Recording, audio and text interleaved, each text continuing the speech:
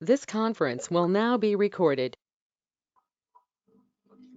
Hello everyone, the topics that we are going to discuss today: periodic trend in electron affinity, though some part is already done, we will finish it today. And then periodic trend in electronegativity, periodicity of valence or oxidation state, and anomalous properties of second row elements, that is second period elements. Okay, so electron affinity, how that is, what is its actual trend, basic idea we have. And now here you can see the main group elements, that is S subshell and P subshell. These two you can see here.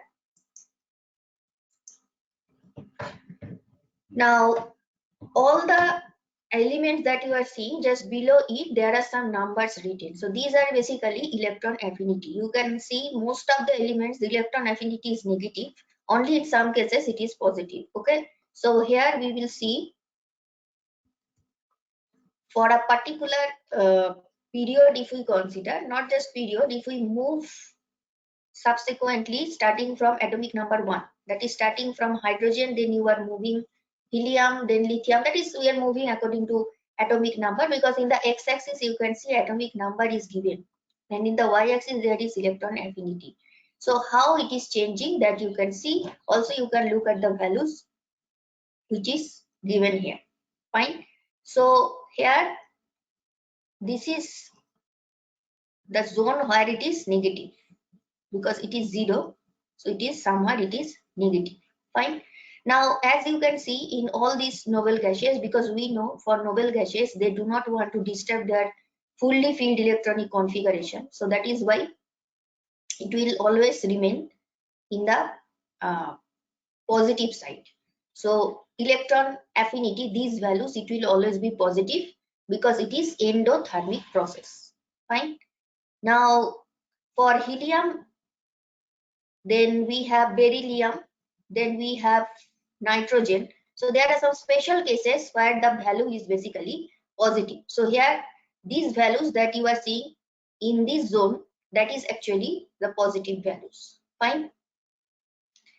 Now another picture if we see, which is, here we have taken two different groups. So we have taken FCl-BrIat, which is basically group 17. So this blue line that you are seeing, that is basically for halogens, and this pink line that you are seeing, that is basically for group 16. So here again we have taken electron affinity in the y-axis, and we have group 17 and group 16. So when it is group 16, the value, it is starting from oxygen, then there is increase in case of sulfur, because if you see it is 141, sorry, there is a negative sign, don't miss it. Only the numerical values are taken. The graphs that you are seeing here, only the numerical values, so you don't have to focus on the negative side, but just see when it is oxygen it is 141, when it is sulfur it is 200.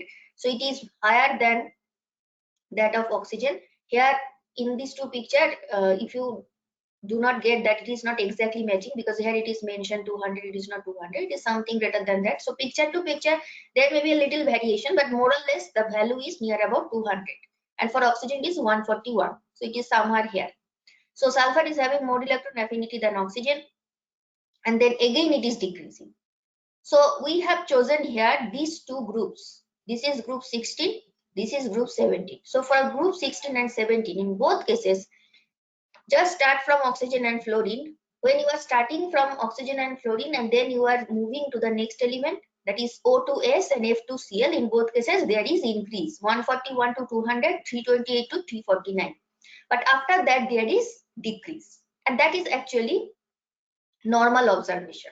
So only in these two cases, S and Cl, you are seeing some discrepancy. So normally our expectation is down the group it should decrease. Okay, but here we are seeing two discrepancies at these 2 points, and the reason is that F and oxygen, these two are from second period. This is from second period, this is also from second period. So here 2p orbital is involved, but when it is chlorine, here 3p is involved. When it is sulfur, then it is 3p is involved. Now when it is 2p for fluorine, the configuration is ending with 2p5, and you are adding one more electron, now what will happen? Because of the small size of 2p, electron density is very high, and when you are trying to add one more electron, there will be high level of electron repulsion. So the process is not so facile. So that is why less amount of energy will be released compared to chlorine. Similar is also the case for oxygen. Less amount of energy will be released compared to sulfur, because when you are trying to add one more electron in oxygen's last configuration, which is 2p4, it is difficult process because 2p having smaller size than 3p, here same number of electrons, that is in case of 3p also it is 3p4 for sulfur, and for oxygen it is 2p4, but as same number of electron, but 2p is having lesser size compared to 3p. So in small region all these 4 electrons are present, so that is why electron density is very high, and when you are trying to add one more electron, there will be electron repulsion like this, same charge repulsion, but that repulsion is not so high in case of sulfur and oxygen, so sulfur and chlorine. So that is why in case of sulfur and chlorine we are seeing some discrepancy. Okay, now we will solve this problem, which is based on electron affinity. Electron gain enthalpy or affinity in kilojoule per mole for fluorine, chlorine, bromine and iodine respectively. So the first value it will be for fluorine, then for chlorine, then for bromine and then for iodine. So this trend we have just observed. Remember, when you are moving from F to Cl to Br to I, normal expectation is down the group electron affinity, the numerical value it should decrease. But there is a discrepancy at what position? The discrepancy is at chlorine. So that is why for chlorine the value is basically maximum. So you have to choose that option where the numerical value for chlorine is maximum compared to the other 3 elements. So see, the actual values are like this. Again I am saying there may be a little bit difference. Suppose in some cases you are seeing it is 349 or 333. Just take the example. In the previous case, here it is mentioned in the table, it is 328, 349. So here it is 333, 349, but more or less it is same. Okay.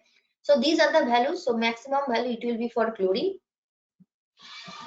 Electron gain enthalpy for fluorine is less negative compared to chlorine, and that is because of its small size. The additional electron in case of fluorine, it will be added to 2p orbital, but in case of chlorine it will be added to 3p orbital. General configuration is ns2 np5, but for fluorine it is 2s2 2p5. For chlorine it is 3s2 3p5. That is the difference. So when you are trying to add one more electron in case of fluorine, and you are also trying to add one more electron in case of chlorine, obviously addition of electron is difficult in case of fluorine because of its small size. So electron density high, it is more compact in nature, electron repulsion is very high. So that is the reason at chlorine we are seeing some discrepancy, but after chlorine the order is as usual. As usual means now after chlorine down the group it decreases. See, 349, then 325, then 296. So keeping all these points in mind, this should be the correct option. Option 1.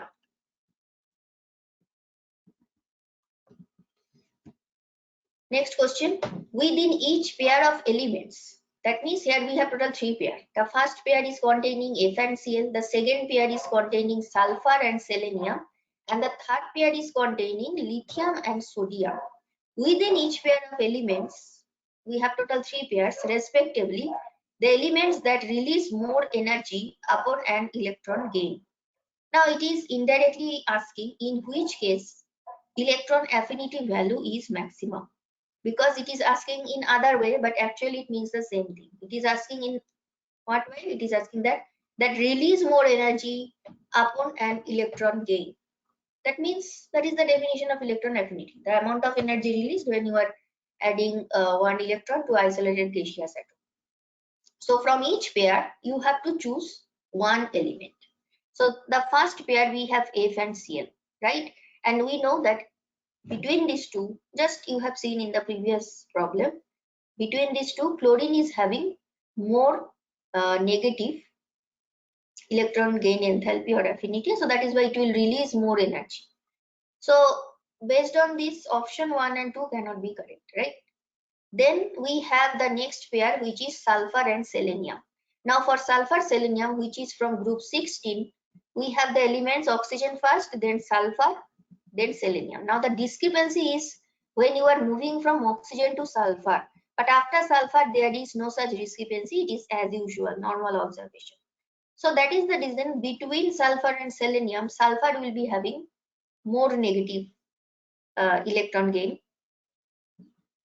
enthalpy. Okay, and then we have lithium and sodium, these two elements. Now lithium and sodium, they are from which group? They are from group 1. First element lithium, then sodium. So when we are moving from lithium to sodium, basically we are moving down the group. So that is why the value will be become less negative. So more energy will be released in case of lithium.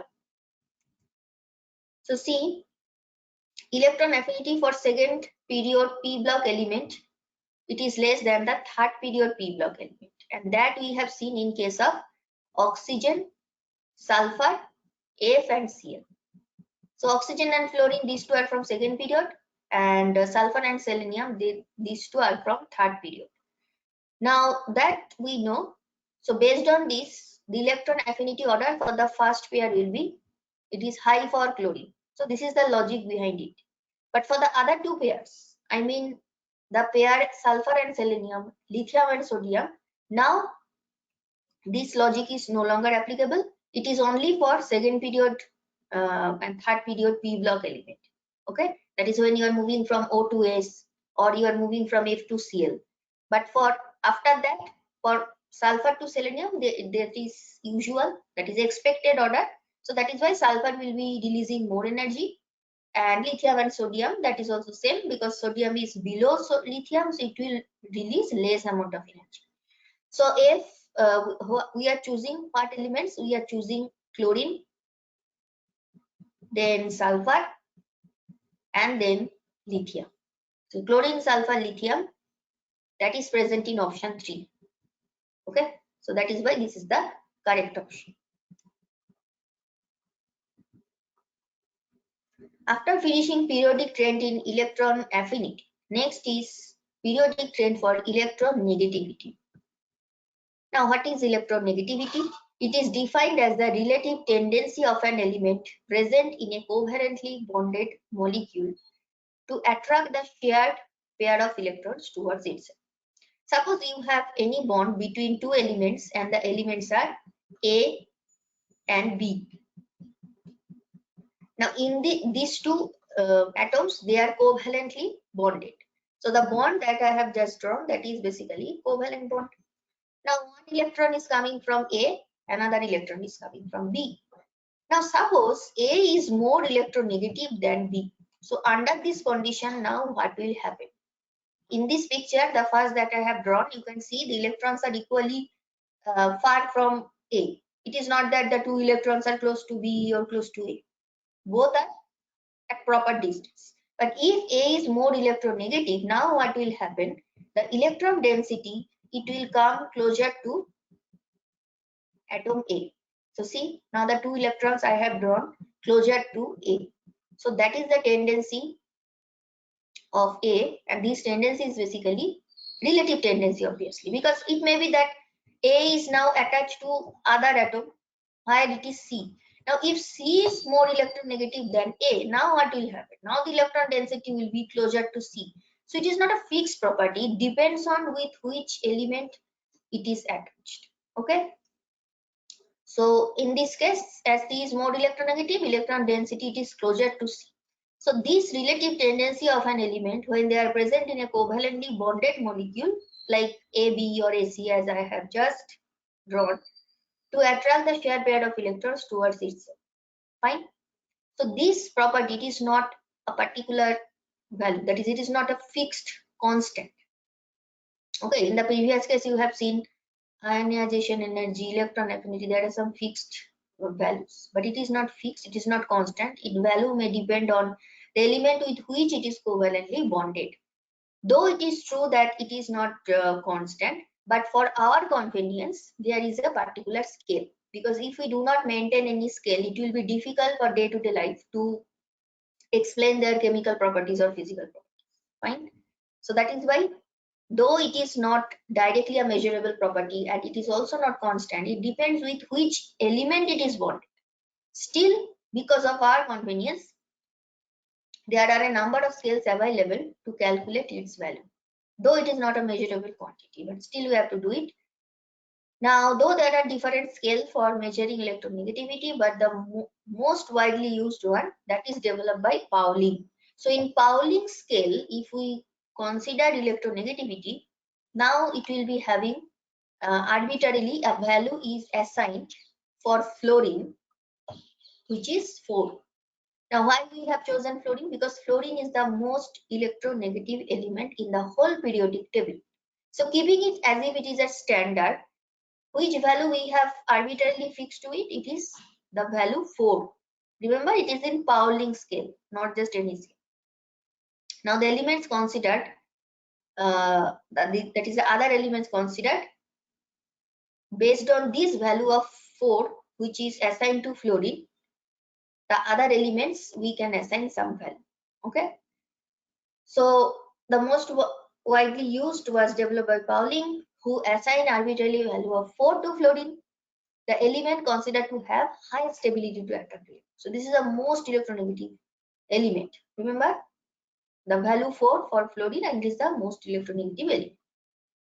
And relative to fluorine, all the other elements, obviously they are less electronegative, so their values will be lesser than 4. Okay.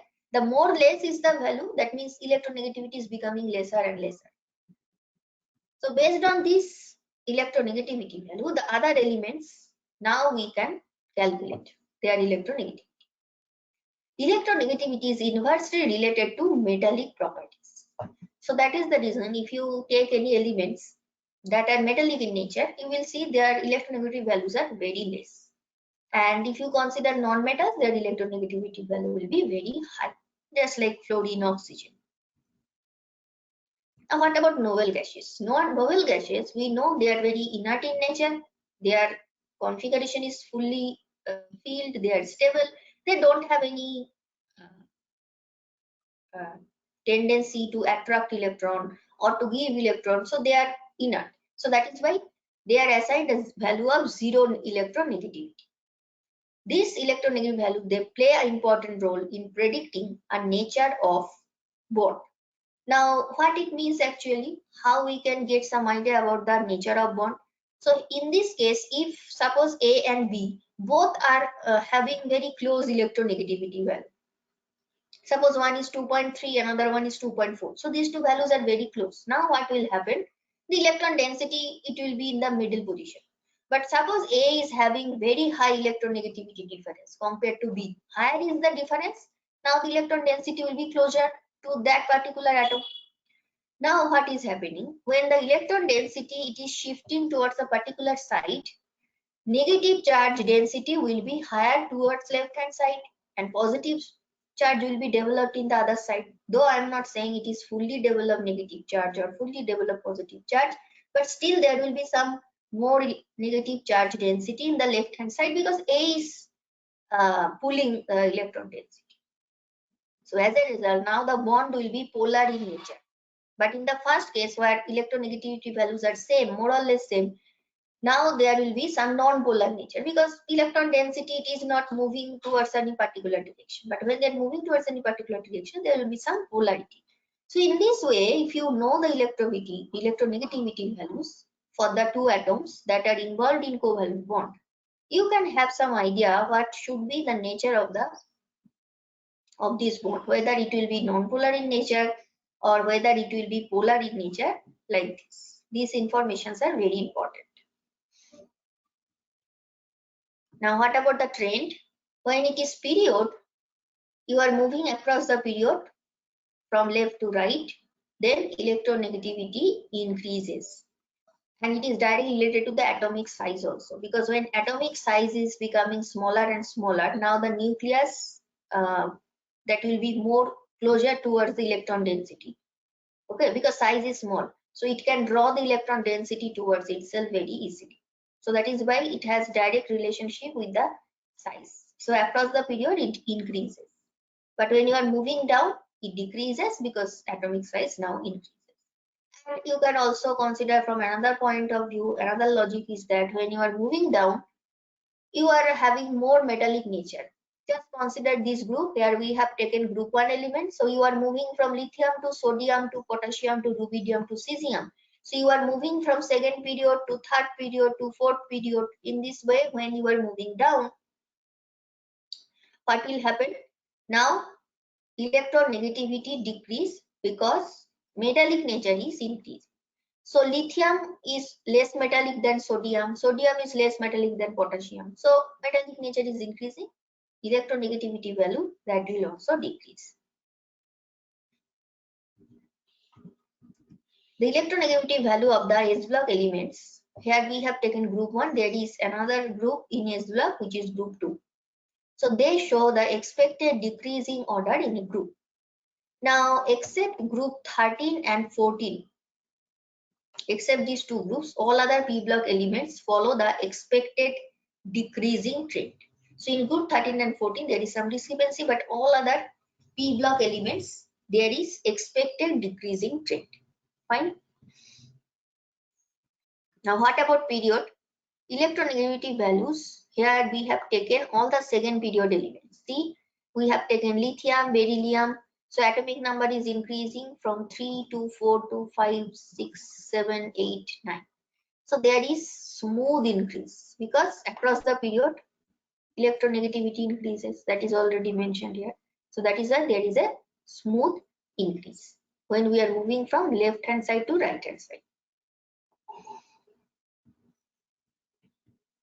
So based on these different properties, so here in this question we have different types of properties. We have atomic radius, we have electronegativity, we have an electron gain enthalpy, that is electron affinity. So different properties are given, and in each option two properties are mentioned, right?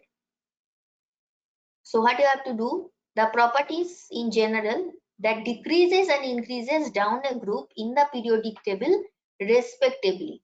That means the first property that is mentioned, that is decrease, and the second property is increase. So in which option it will match, that you have to choose. So in which option the first property is decreasing and the second property is basically increase.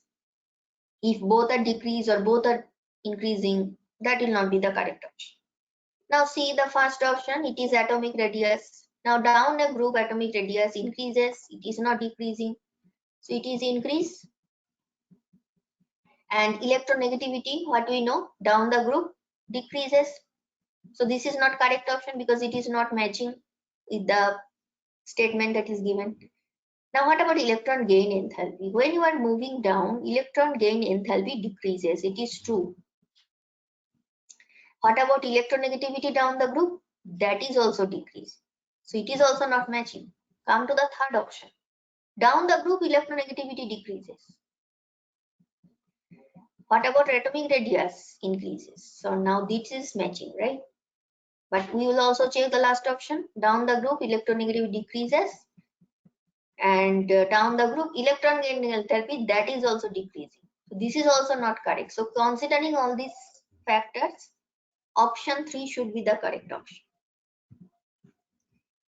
So generally electronegativity decreases down the group as size increases. So these two are inversely related. So keeping this in mind, you can say that electron decreases and atomic radius increases down the group because of extra added valence shell, that is because of increase in principal quantum number. So option 3 is the correct option. Next question. In general, the property in bracket it is mentioned magnitudes only. And this is specially mentioned for electron affinity because you know for electron affinity we generally consider only the numerical value, not the negative sign. So in general, the property that shows an opposite trend in comparison to other properties across a period. Here how many properties are given? Total 4 properties. Now when you are moving from left hand side to right hand side, that is across a period. Just consider the first one, ionization enthalpy. What happens in case of ionization enthalpy? Okay, I'm writing all this. Ionization enthalpy, electronegativity, then electron gain enthalpy, and atomic radius. So these four properties are given, and you have to check in which case, that is among these four, which one will be opposite, and rest of the three will be same trend. That is actually the question. In this question it is asking. So ionization energy when you are moving left to right increases, electronegativity increases, iitjee, electron gain enthalpy, increases, atomic radius decreases. So the first three, they are actually increasing, but atomic radius is decreasing. That means option 4 should be the correct option, right?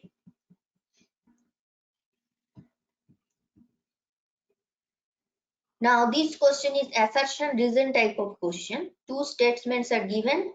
One statement is assertion, another statement is reason. And there are total 4 options. As you can see, assertion is false, reason is true. Then the reverse statement, that is assertion true, reason false. And both A and R correct. R is correct explanation of A. And both A and R correct, but R is not correct explanation. But individually they are correct statement. Now see what it is saying. Assertion, it is saying that metallic character decreases, non-metallic character increases when you are moving from left hand side to right hand side in a period. Now down the group, metallic nature, down the group increases, but when you are moving left to right, metallic nature decreases. It is actually correct.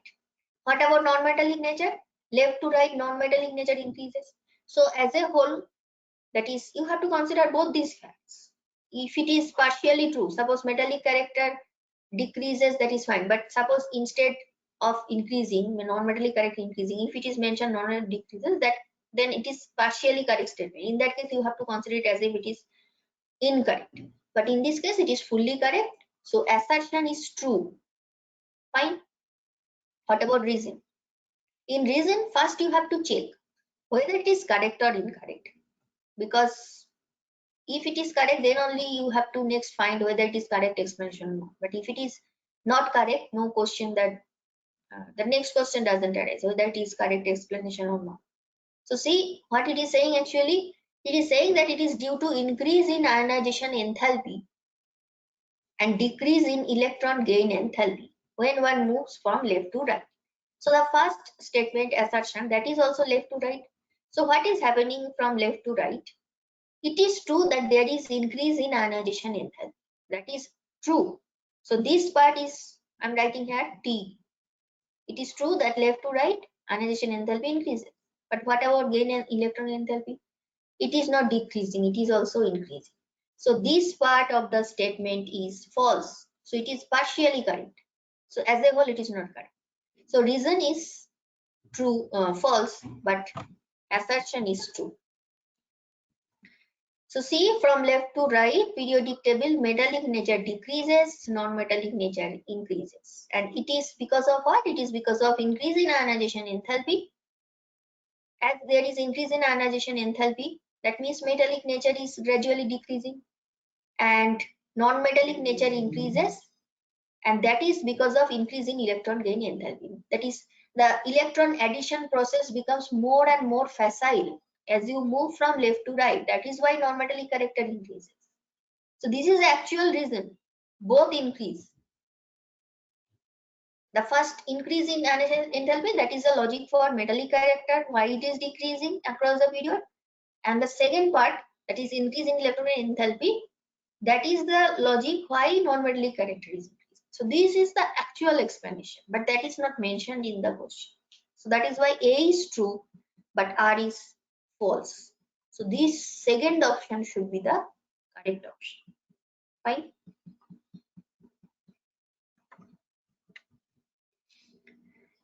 The question that you are seeing here, 4 different reactions are given. So in the first, electron is added to argon. Argon is becoming argon minus. it is in gaseous state. Actually, all are in gaseous state. Now, the second option, what reaction mentioned? Now, electron is added to hydrogen atom and hydrogen is becoming H minus. The third process is now electron is added to not neutral oxygen. It is added to O carrying single negative charge and it is becoming O2 minus. And the last one, sodium. It is neutral and you are removing electron. So it is not addition. It is basically ionization enthalpy. So we are getting some cation because electron is removed. Now among these four processes, you have to choose that process which is not endothermic. Now which is not endothermic means it must be exothermic process. So we have to find in which case the process is exothermic.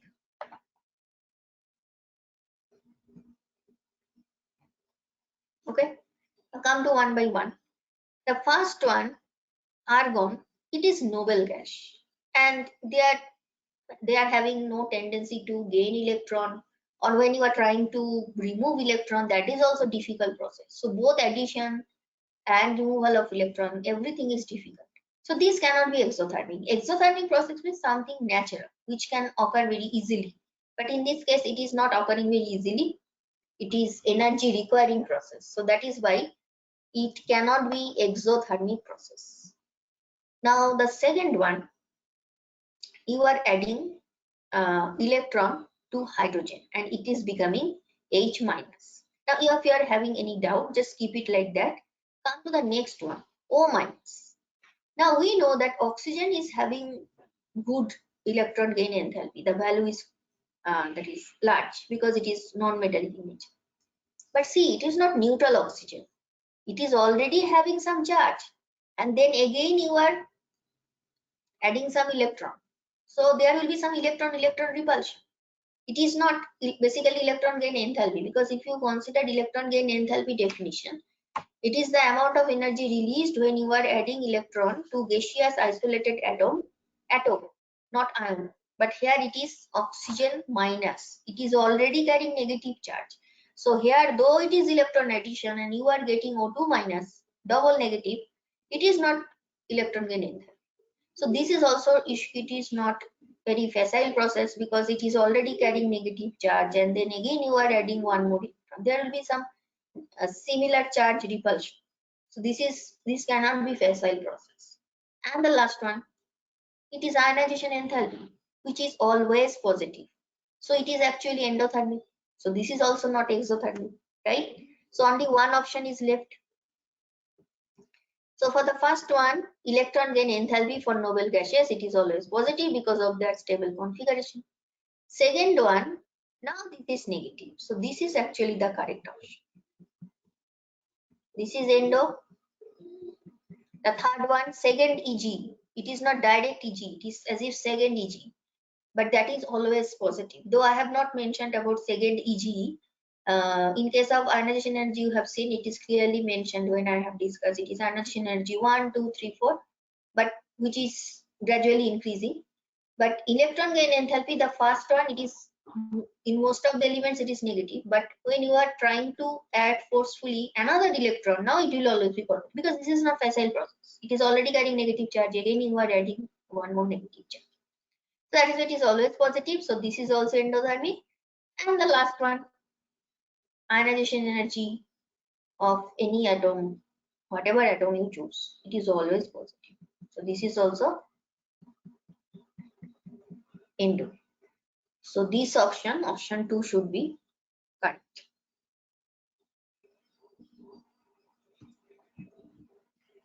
The first and second ionization enthalpies of a metal given 496, that is IE1 4560, IE2 respectively. How many moles of hydrochloric acid and sulfuric acid respectively will be needed to react completely with 1 mole of this metal hydroxide? Now, step by step you have to think. First, what information given? First ionization energy, second ionization energy. Now, from this information, what conclusion you can draw from these two values. You can understand what kind of metal it is. What I'm trying to say by saying what kind of metal it is, I'm just trying to say from these two values you have to understand whether it is group 1 metal where +1 is the common oxidation state, that is removal of one electron, and then the second electron removal is highly energy requiring because now you have to break the noble gas. If it is from group 2, now the common oxidation state is +2. That means removal of 2 electron, that is easy. Now in this case, 496 is the first value. The second value, it is highly different from the second one. 496 around 500, and the second value it is around 4500, which is very high compared to the first one. Now from this information you have to understand the removal of first electron is quite easy, but when it is removal of second electron, now it becomes difficult. Now if you can understand what should be the oxidation state, suppose it is M1 +1 or M +2. Once you know this fact clearly, next you can easily understand that how many moles of HCl it should react. So if it is +1 state, 1 mole of this metal hydroxide. Suppose if it is group 1 metal, the common formula should be like this, MOH. But if it is group 2 metal, it will be having formula MOH whole 2. Just take any two example. From group 1, you have suppose sodium, so it is NaOH. From group 2, suppose if it is Mg, so the formula is MgOH whole 2. Two different types of formula. Now, when this type of hydroxide you are reacting with HCl or H2SO4, if it is type MOH, then per MOH only one HCl molecule is required. It is 1:1 reaction. But if it is MOH whole 2 type, second type, group 2 type, now 2 moles of HCl will be required because there are 2 OH. So 2 acid molecules. But for H2SO4, if it is type MOH, then 2 molecules of MOH will be required. That is per MOH, half H2SO4 required. And if it is MOH whole 2 type, now reaction with H2SO4, it will be 1:1. Because here we have 2 hydrogen, acidic hydrogen, and we have 2 HO minus in MOH whole 2. So the explanation is this difference between these two is very high, and it proves that the metal must be from group 1 because the group 1 metal configuration is first noble gas, after that it is NS1. So suppose if it is sodium, then the previous noble gas is neon and then it is 3s1. So when you are removing the first electron, it is very easy process because now you are reaching the noble gas. But next electron removal is difficult because now you are breaking the noble gas. So that is why this 4560, the value is so high. So the type of the hydroxide will be like this. And with this type of formula, reaction with HCl, it will be 1:1 reaction.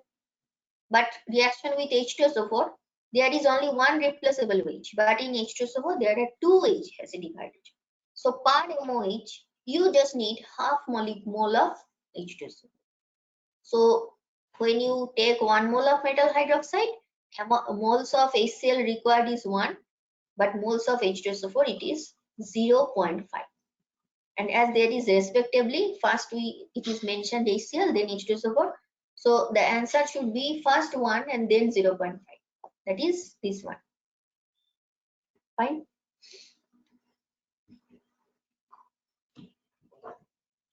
After electronegativity, the next periodicity, for which property it is valence or oxidation state.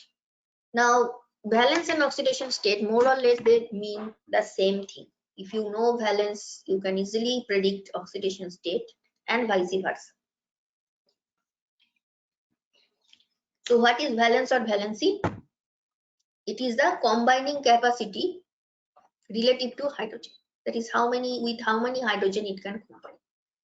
Now the electrons that are present in the outermost shell, that is the valence shell of an atom, those electrons are called valence electrons. For example, if you take nitrogen, The configuration is 1s2, 2s2, 2p3, atomic number 7. So here valence shell 2s2, 2p3, total 5 electrons are present. So the electrons present in the outermost shell or valence shell for nitrogen, it should be 5. So number of valence electrons for nitrogen, it is 5. So valency, that is a combining capacity, in this case it is directly related to valence electron. So as it is 5, valency you can expect 5, but sometimes nitrogen can also show valency 3. So when it shows valency 3, basically only these 3 electrons are participating in bond formation, that is it is reacting with other elements. But when it is showing plus 5, that means it is also using these electrons. But whether it is possible or not, that also we have to check. It is not mere presence of these 5 electrons, they will be able to use all of them. Okay, so gradually we will see why it is possible or why it is not possible. Now the number of valence electrons that is present in the outermost shell, that is used to compute or to understand what should be the valence. Sometimes it is directly the valence electrons, but sometimes it may not be. So just take the example of nitrogen. Though there are total 5 valence electrons, but it is not necessary that its valency will be 5, because it may be 8 minus VE also. Normally, when you consider S block elements where general configuration is NS1 or NS2 for group 2. So for this type of configuration where number of valence electrons are very less, actually directly the valence electron will give you the value valency. But as you are moving towards non-metallic side, that is towards the right hand side of the periodic table, now mostly you have to use 8 minus valence electron. Then only you can understand what should be the valency of that element. Okay, so number of valence electrons VE, or sometimes it is 8 minus VE, that is used to compute the valency of an element when you are considering S block and P block. Now for D block it is actually different. For D block and also for A block, valency you cannot understand just by applying this formula. Then it is actually computed completely different way. So it is not only now decided by the valence electrons, because there is also presence of D electron and F electron. That also you have to consider, because they can also take part in bond formation.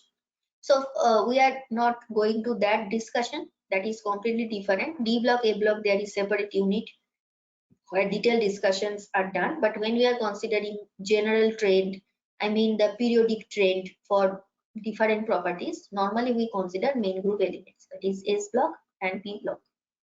Okay. Now the maximum number of electrons that an atom may lose or gain to form a bond with another atom, that is actually oxidation state. So for example, sodium, the configuration is after neon 3s1. Now sodium, you know, oxidation state is Na plus. That is the only oxidation state possible for sodium. You have never seen sodium 2 plus or 3 plus. No, it is not possible at all.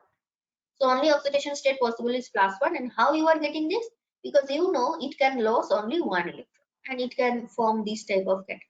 So 3s1, only one valence electron, it is losing that valence electron and you are getting the oxidation state +1. Similarly, you can take any other non-metal. Suppose if you are taking oxygen, when it is losing 2 electron, it is it is gaining 2 electron.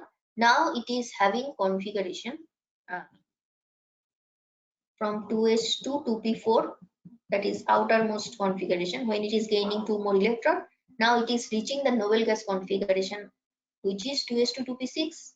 So it is becoming stable, and that is the reason it is now gaining electron. You can think that sodium having configuration 3s1, it is losing electron and it is reaching noble gas. And for oxygen, why it is not losing electron? Because rather than losing electron, it is easier for oxygen to gain 2 electrons and to reach the next noble gas configuration. So that is why it is non-metallic, it is at the right hand side, and mostly those elements in the right hand side, they gain electron rather than loss electron. so that they can achieve the noble gas configuration. Okay, and if you consider the intermediate, that is the elements that are not very metallic or not very non-metallic, you can have some variation. But if you consider extreme right hand side non-metals like oxygen, fluorine, chlorine, mostly their oxidation state is negative, right? Though there is some other oxidation state, but I am talking about the most common, the most stable oxidation state.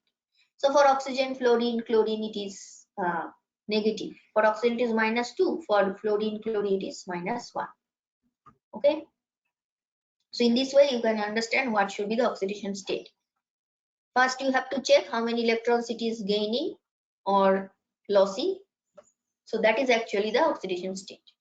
Oxidation state may be positive or negative. Now, this oxidation state for a particular element, it may vary. Okay. It is true that for sodium, that is which is the extreme left elements, there is no such variation. But in some cases, there may be variation.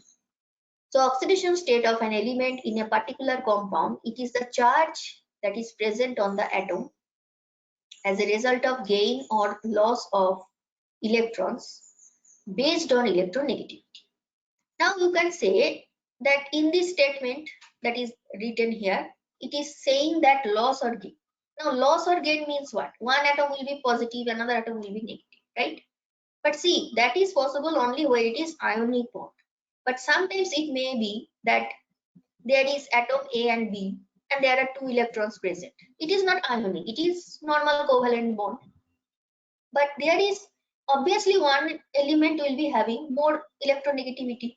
So if A is having more electronegativity compared to B, now though it is not ionic bond, I am not saying that there is complete loss of electron from A or B or gain of electron by other atom. No, it is not like that. It is not like sodium or sodium chloride, Na plus Cl minus. But still you can have some oxidation state idea, and that is whether it is negative or positive, though it is not complete loss or complete gain, because I am talking about covalent bond. But because of our convenience to understand in which side there is more positive charge or which side there is more negative charge, to understand that fact, first you have to check in which atom there is high electronegativity. So more negative charge density will be towards that side. So as here A is having more electronegativity, and you can write that A should be having more negative charge. So once you know that what is the electronegativity value in any particular compound, you can place the charge on the atom based on whether it will gain electron. If it is more electronegative, it will gain electron, though it is not literally gain, but it is relative gain. That is, electrons will be closer towards it. Or if it is not closer towards it, then it is as if loss of electron, and that is based on electronegativity. So same atom, sometimes it can have positive oxidation state or it may have negative, and that depends on with which element it is attached. One example you will see here, your idea will be clear. But before that, remember, if you consider any pure element, suppose it is not present in any bond. In this case, you are seeing two elements A and B, but that is present in bond. But suppose if you consider any free atom, that is obviously oxidation state 0 because it is not attached to any other atom. So no question of loss of electron, no question of gain of electron. Fine. Now we will see one example, which is for this point that is mentioned, the second point. So what example here we have? We have total two compounds. The first compound is compound of sodium and oxygen. The second compound is compound of oxygen and fluorine. Now sodium and oxygen, when you consider these two elements, obviously oxygen is more electronegative. And we know sodium is having configuration 3s1, so it can lose electron. Now oxygen, its common oxidation state is 2 minus, because when it gains 2 electron, it reaches the noble gas configuration. So this is their base oxidation state. For sodium it is +1, for oxygen it is -2. Now if you maintain this type of oxidation state, the formula should be like this, because per sodium +1 and per oxygen -2. So to balance -2 overall neutrality, if we want to achieve, we must have 2 sodium. So that is why the formula is Na2O. Now come to the second compound, oxygen and fluorine. Now the oxidation state is +2 and fluorine is having oxidation state -1. So the electronegativity order is like this. Fluorine is more electronegative and fluorine, its configuration is 2s2 2p5. So when it gains one more electron, it becomes 2p6, which is stable noble gas configuration. So this is very facile. So it will be having -1 charge. But when it is having -1 charge, fine. Now to balance this -1 charge, oxygen, if it is having +2, there must be 2 fluorine. Okay, so 2 fluorine must be there so that it can match with +2 charge, that is balance this +2 charge. So that is why the formula is now OF2. So if you are saying why not oxygen is showing here -2 state, because now it is attached to it more electronegative atom compared to this, because fluorine is more electronegative. In the previous case, oxygen is more electronegative. So that is why positive charge is on sodium, negative on oxygen. But now it is reverse. Now there is an atom which is even more electronegative than oxygen. So that is why among oxygen and fluorine, obviously fluorine will be carrying the negative charge, not oxygen. So whenever you are given any compound, you have to check that in that compound between two atoms, which one is more electronegative. According to that, you can understand what should be the oxidation state. Obviously, the less negative element, that will be carrying the positive charge. Okay, though it may not be always that is fully developed positive charge or negative, it may be covalent bond, but still for our convenience, when we actually have to write the oxidation state, then we should have the information that which atom is more electronegative, because if you do not know which atom is more electronegative, you will not be able to uh, predict what should be the oxidation state. Okay,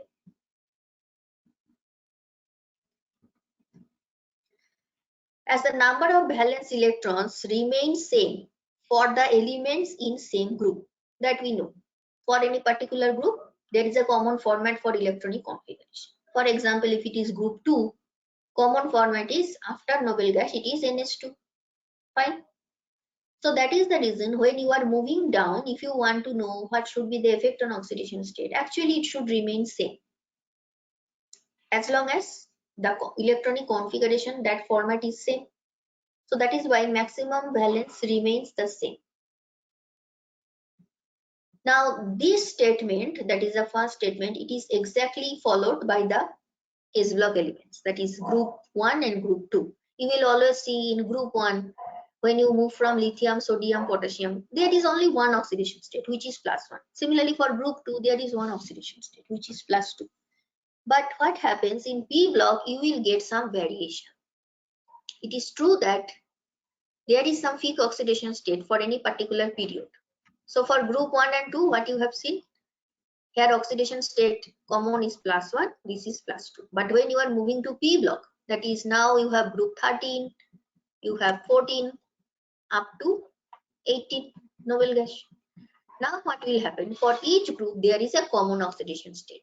But beside the common oxidation state, there may be some other oxidation state also. Okay? Because now, if you are thinking why this type of difference, because when it is S block, the electronic configuration is very simple. It is either NS1 or NS2, and it will always try to lose these two electron or one electron so that they can achieve noble gas configuration. Though their chemistry is very simple. You just have one common oxidation state. But when you are moving to P block, now number of valence electrons are increasing. For example, if you consider group 13, then it is basically the common format is NH2 NP1. Then for 14, it is NH2 NP2. So gradually what is happening? Number of valence electrons are increasing. Now it may happen that in some cases, or not all the electrons are removed. That is same number, that is when you are moving down, there may be some change in the property. So that is why it is true there is common oxidation state, just like group 1 and 2. There is 2 common oxidation state. In case of group 13, 14, 15, 16 also there is some common oxidation state. But beside that, there is also some other oxidation state. So we will see here the other oxidation state. So for 13 general electronic configuration NH2NP1, then gradually it is increasing and it is up to 18. Now the group oxidation state. Group oxidation state means the common oxidation state. That is always this last digit of group. So when you remove all the valence electron, it is +3. When you remove all the 4 valence electrons for group 14, it is +4 in this way, +5, +6, +7, +8. But there is some other oxidation state. Now see, for group 13, the other oxidation state possibility is +1. How it is possible? When only NP1 electron is used, then you get this type of oxidation state. Come to group 14, it can even show +2 and even -4. Now when it is showing +2, that means only NP2 electrons, 2 electrons out of 4 used. But when it is showing -4, that means it is gaining 4 more electrons and it is achieving the configuration NH2NP6 by gaining 4 more electrons. So 2 possibilities are there. Because see, extreme left condition you have already seen, group 1, group 2. Gradually you are now moving towards extreme left. So variation is increasing. So for NH2NP5 from group 15, when you remove all the electrons, it is +5, fine. But sometimes it may happen that only 3 electrons are involved. Then it is +3, and 3 more electrons it can be gained by them. Then it is -3. So in this way, different variations are possible for p block elements. Even see in noble gases, though it is not very facile process. If you want to get this type of oxidation state, very high energy is required, because removal of electron, it is really difficult. Ionization energy is very high, but under special condition, you can have this type of oxidation state, but not for all the noble gases, for a particular cases. But there is a possibility. Now, what about transition metals, inner transition metals, that is D block, A block? Now, for them, oxidation state, it is not so simple like P block or S block. Their variation is, there is so many variations are there and different logics are there. So that is why they are not, discussion related to them are not included here. It is only about main group elements. There is different unit for them. So when you are moving across the period, that is you are moving from lithium atomic number 3, then 4, then 5 and up to 10. You are moving in this way. Number of electrons in valence shell is increasing. Here configuration is 2s1, then it is 2s2. For boron it is 2s2 2p1, then 2s2 2p2, 2s2 2p3, 2s2 2p4. In this way valence electrons are increasing. So the combining capacity, just consider this up to 4, combining capacity is increasing. But after that it is not mentioned, because what happens after carbon, just you see here, after carbon there may be sometimes gain of electrons also. So negative oxidation state is also possible. It is, as you are moving from left to right, it is the chance of getting negative oxidation state, that chance is increasing and increasing. So that is why this is not mentioned, because now there may be some variation. So mostly when you move across the period, we do not consider the trend of oxidation state, because it is meaningless. There is so much variation in the valence shell configuration. It is absurd to try to find out what is the change in trend in oxidation state. But mostly we do it down the group, not in a period. So in a period, number of valence electrons increases, hence the valence increases. But see, it is not smooth increase. There is so much variation. So mostly when you consider periodic trend for oxidation state or valence, we mostly do it for groups. And for different groups, as we move down, there is a different types of trend. Though for S block, it is very simple. There is actually no trend. It is fixed. For group 1, it is +1. And for group 2, it is +2. So there is no such change. But when you are moving in a period, it is unnecessary or it is meaningless. There is no logic you consider the oxidation state because there is so much variation. So remember, it is only important when you are moving down the group. Okay. So we will end the session here. Thank you for listening.